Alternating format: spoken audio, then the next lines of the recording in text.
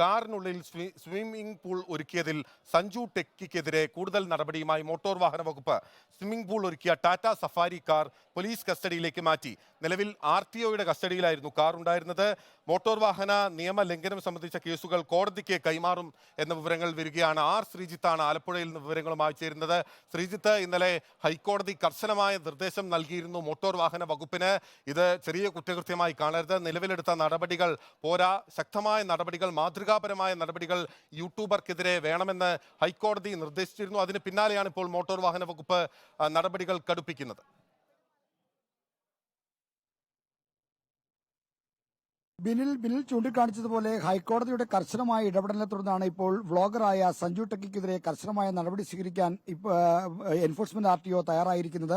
നേരത്തെ ഈ Sanju techie swimming pool ഒരുക്കിയ ടാറ്റ സഫാരി കാർ എൻഫോഴ്സ്മെന്റ് RTOയുടെ കസ്റ്റഡിയിലായിരുന്നു, അമ്പലപ്പുഴ ഓഫീസിലായിരുന്നു സൂക്ഷിച്ചിരുന്നത്.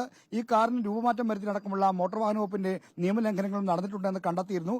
എന്നാൽ ഈ കണ്ടെത്തലുകളുടെ അടിസ്ഥാനത്തിൽ ഈ സഞ്ജു ടെക്കിക്ക് സാമൂഹ്യ സേവനവും ഒപ്പം തന്നെ എടപ്പാളിലെ ഡ്രൈവർമാരുടെ ട്രെയിനിംഗ് ഇൻസ്റ്റിറ്റ്യൂട്ടിൽ ഒരാഴ്ചത്തെ പരിശീലനമാണ് വിധിച്ചത്. എന്നാൽ ആ നടപടി പോരാ എന്ന് കോടതി ചൂണ്ടിക്കാണിച്ച സാഹചര്യത്തിൽ മോട്ടോർ വാഹന വകുപ്പിന്റെ നിയമലംഘനങ്ങൾ അടക്കുന്ന കുറ്റകൃത്യങ്ങൾ കോടതിക്ക് കൈമാറാനുള്ള തീരുമാനമെടുത്തു. ഇന്ന് തന്നെ ആലപ്പുഴ മജിസ്ട്രേറ്റ് കോടതിക്ക് കേസ് കൈമാറുമെന്നാണ് എൻഫോഴ്സ്മെന്റ് RTO രമണൻ അറിയിച്ചിരിക്കുന്നത്. ഒപ്പം തന്നെ ഈ കാർ പോലീസ് കസ്റ്റഡിയിലേക്ക് മാറുന്നു. അങ്ങനെ കർശന നടപടിയിലേക്ക് തീരുമാനമെടുക്കുക. ആറ് നിയമലംഘനങ്ങളാണ് ഇതുമായി ബന്ധപ്പെട്ട് ഈ സഞ്ജു ടെക്കി നടത്തിയതെന്നാണ് നേരത്തെ എൻഫോഴ്സ്മെന്റ് RTO കണ്ടെത്തിയത്. എന്നാൽ ഇതിൽ 3 കേസുകളെങ്കിലും പോലീസിന് കൈമാറുമെന്ന് സൂചനയുണ്ടായിരുന്നെങ്കിലും ആ നടപടിയിലേക്ക് RTO പോയില്ല. ഈ സാഹചര്യത്തിലാണ് ഹൈക്കോടതി അടക്കം ഇടപെടൽ വന്നിരിക്കുന്നത്. ഈ ഇടപെടലിന്റെ അടിസ്ഥാനത്തിലാണ് ഇപ്പോൾ നടപടി കർശനമാക്കിയത്.